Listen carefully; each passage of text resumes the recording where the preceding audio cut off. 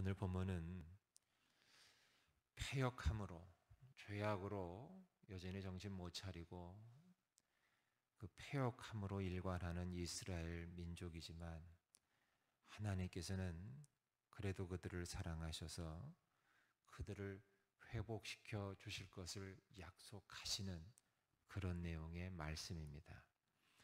15절을 보니까 이렇게 되어 있어요.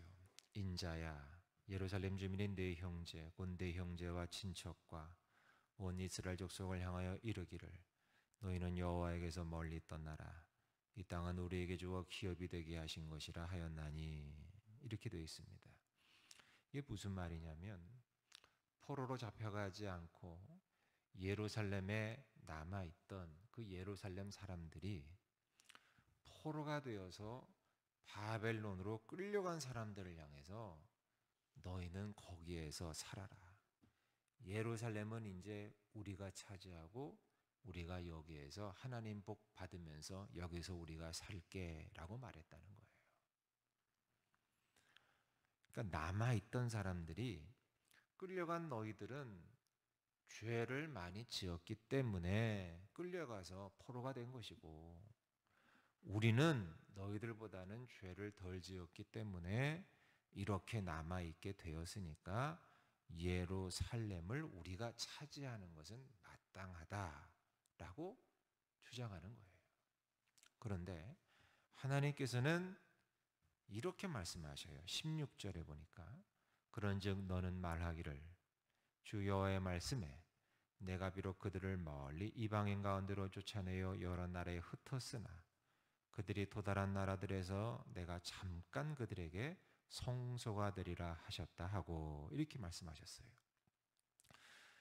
그러니까 예루살렘에 남아있는 사람들은 포로로 잡혀간 사람들은 이제 끝났다고 생각하고 그들은 영원히 바벨론에서 포로로 살고 자신들은 하나님과 함께 예루살렘을 차지하고 살 것이라고 말했는데 하나님께서는 오히려 바벨론의 포로로 끌려간 그 사람들에게 뭐가 되어주시겠다고 말씀하시냐면 그들에게 성소가 되어주시겠다고 말씀하고 계세요.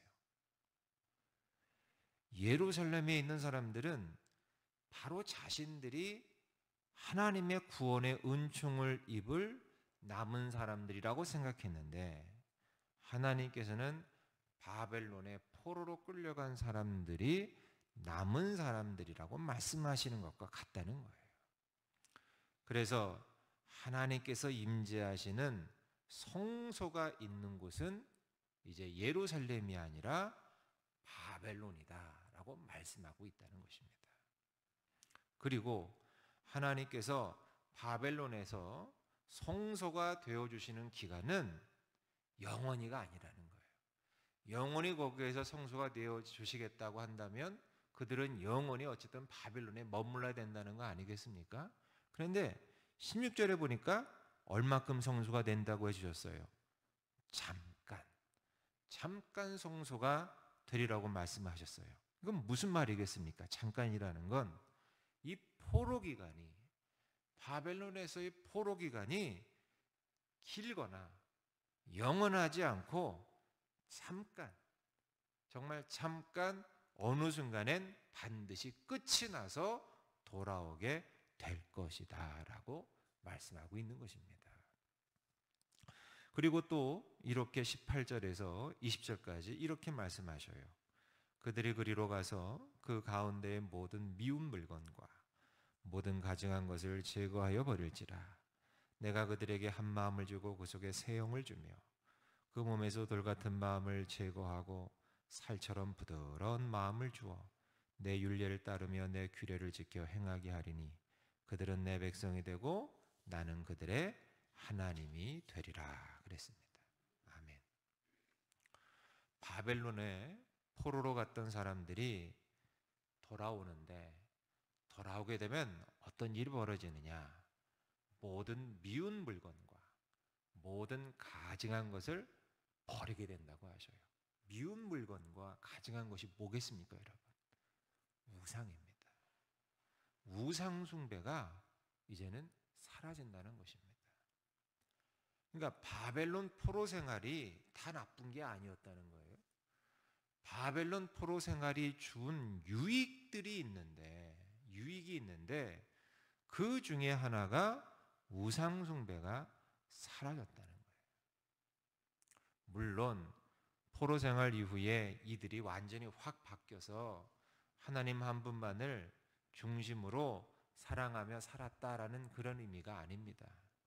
하지만 더 이상 말도 안 되는 물건들, 뭐 돌, 나무, 뭐 짐승 이런 것들로 우상을 만들어서 섬기는 그 일은 많이 사라지게 된다는 얘기예요. 또 바벨론 포로 생활이 준 또 하나의 유익이 있는데 그게 뭐냐면 이제 포로에서 돌아와서 이들이 뭘 만들었냐면 회당이라는 걸 만들었어요. 지금으로 따지자면 교회가 생겨진 거예요. 회당. 회당을 만들었고 거기에서 하나님의 말씀을 읽고 배우는 것이 정착이 되었다는 거예요. 그러니까 포로 이전에는 성전에서 제사를 드리는 것이 중심이었는데 이제 포로에서 돌아온 그 후에는 회당을 짓고 회당에서 말씀을 배우는 것이 중심이 되었다는 것입니다. 그래서 그것을 하나님께서는 포로 전에는 돌 같은 마음이었는데 말씀을 잘 모르니까 돌 같은 마음, 교만하고 강팍한 마음이었는데 포로 이후에는 하나님께서 말씀을 그들에게 배우게 하셔서 말씀을 읽고 배우게 하셔서 또 그들에게 말씀으로 은혜 받은 그들에게 새 영을 주셔서 그들의 그 마음이 어떤 마음으로 될 것이라고 하셨어요? 살처럼 부드러운 마음이 될 것이다. 근데 살처럼 부드러운 마음은 뭐냐? 말씀의 은혜를 받고 말씀을 청종하고 말씀대로 순종하며 사는 그 마음. 그렇게 될 때에 규례를 지켜 행하는 그들에게 하나님이 어떤 축복을 하셨어요? 20절 마지막에 그들은 내 백성이 되고 나는 그들의 뭐가 되리라? 하나님이 되리라. 그들은 내 백성이 되고 나는 그들의 하나님이 되리라라고 하는 그런 축복을 주셨다는 것입니다. 그러면서 22절과 23절에 보니까 그때 그룹들이 날개를 드는데 바퀴도 그 곁에 있고 이스라엘 하나님의 영광도 그 위에 덮였더니 여호와의 영광이 성읍 가운데서부터 올라가 성읍 동쪽산에 머무르고 그랬습니다. 그러니까 회복의 날에는 하나님의 영광이 이제는 어디에 머무르냐면 예루살렘 동쪽산에 머문다라고 말씀하셔요. 여러분, 원래 하나님의 영광은 구름으로 임재하시는데 구름 기둥으로 이렇게 구름으로 임재하시는데 원래는 지성소 안에만 머물렀어요. 지성소. 그랬던 것이 에스겔 9장과 10장에서는 성전 문지방에 머물고 또 성전 동문에 머물고 거기 머문다 그랬어요. 지성소에서 문지방으로 그리고 성전 동문으로. 근데 오늘 본문에 이제는 어디 머문다 그랬어요? 예루살렘 성읍 동쪽 산에 머문다. 동쪽 산이 어디냐면 감람산입니다. 감람산. 이게 뭘 의미하는 거예요? 그러니까 하나님의 영광이 계속 움직이는 거죠. 계속 움직이는 거죠. 우리 하나님은 원래 인간이 지어놓은 이 성전에 갇히시는 분이 아니라는 거예요. 이런 건축물에 어떤 제한된 공간에 갇히셔서 그곳이 성전이다 이게 아니라 그곳이 어디가 됐건 하나님이 임하시는 곳이 성전이라는 거예요. 하나님이 임하시는 곳이 성전이다. 여러분, 지금 여러분 안에 지금 하나님의 영광이 임하시고 계십니까? 지금 내 안에 하나님의 영광이 임하고 있는지요? 그래서 내가 진정 성전이 되어 있는지요? 하나님의 영광이 내 안에 임하실 수 있을 만큼 내가 지금 거룩하고 순결하고 깨끗하고 아름다운 삶을 내 인생에 지금 살아가고 있는지요? 아니면 하나님의 영광이 임하시기 어려울 정도로 내 안에 지금 지저분하고 오염되어 있고 죄악으로 얼룩져 있다면 여러분 오늘 말씀을 다시 한번 붙잡으셔서 주님, 오늘 하나님의 영광이 내 안에 임하시길 원합니다. 주님, 하나님의 영광이 오늘 우리 가정에 임하시길 원합니다. 주님, 하나님의 영광이 오늘 우리 하늘의교회에 임하시길 원합니다. 그래서 내가 먼저 성전이 되게 하시고 우리 가정이 먼저 하나님의 거룩한 성전이 되게 하시고 우리 하늘의교회가 진정 하나님이 기뻐하시는 거룩한 성전이 되게 하여 주시옵소서. 이렇게 기도하시는 여러분 되시길 축원합니다. 그러면서 오늘 본문은 이렇게 마무리가 됩니다. 24절, 25절 보니까 주의 영이 나를 들어 하나님의 영의 환상 중에 데리고 갈대아에 있는 사로잡힌 자 중에 이르시더니 내가 본 환상이 나를 떠나 올라간지라.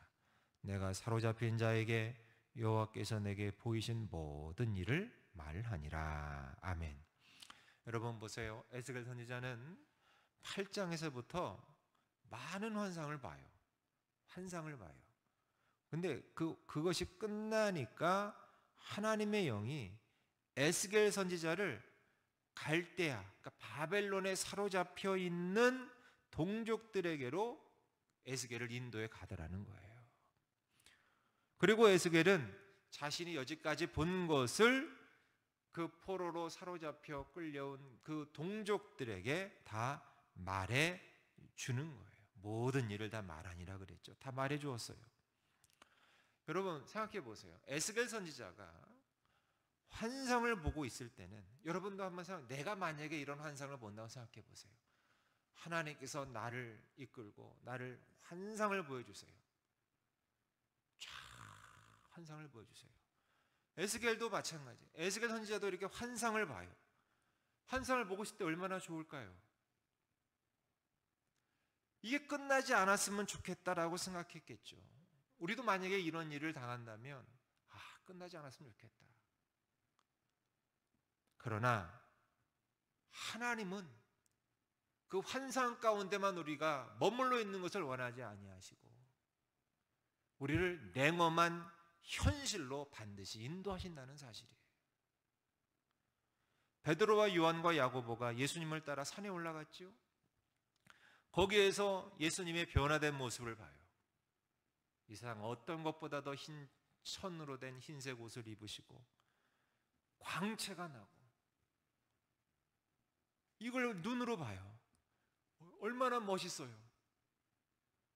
얼마나 감격스러워요. 얼마나 좋았겠어요.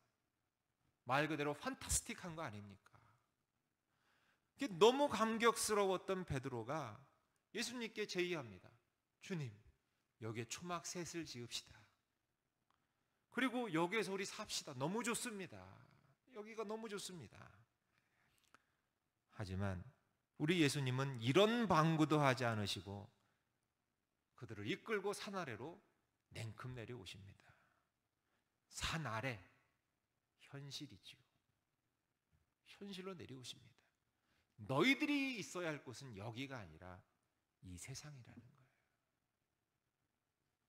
산 아래에는 아니나 다를까 귀신 들려 고통스러워하는 아이가 기다리고 있었어요. 이게 우리가 있어야 할 자리라는 거예요. 우리도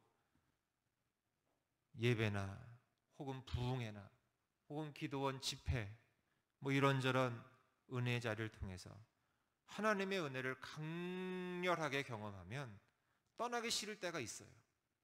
저도 그런 경험했어요. 참 좋다. 근데 그때마다 우리가 기억해야 할 것이 있어요. 뭐냐? 그 자리는 주차장이 아니라 주유소라는 거예요.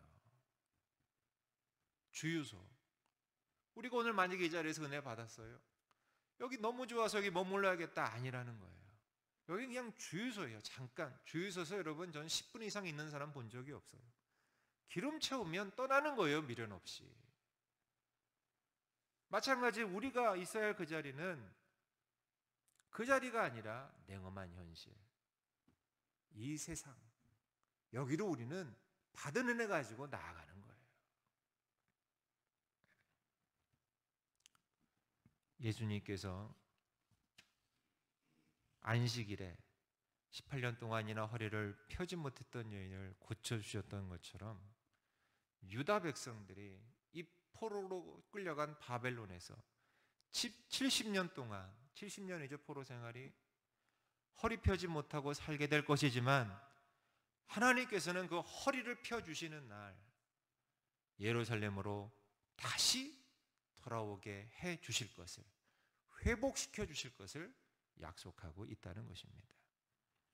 사랑하는 여러분, 하나님께서 우리의 굽은 허리를 펴주시는 것을 경험하는 것도 은혜이고, 뭔가 매여 있는 것에서 풀어주시는 것도 감사하고 은혜이지만, 더 큰 은혜는 우리가 오늘 내 삶의 자리에서 힘들지만 주님 안에서 말씀으로 함께 지어져 가고 다듬어져 가고 주님 형상 닮아져 가면서 내 안에 있는 돌 같은 마음, 한 조각 한 조각, 돌 같은 마음 한 부스러기 한 부스러기, 그 마음을 제거하고 살처럼 부드러운 마음 조금씩 조금씩 되어서 어떻게든 말씀에 순종할 수 있는 그 믿음을 행하는 것, 그 믿음으로 사는 것, 그것이야말로 진정한 복인 줄 믿습니다.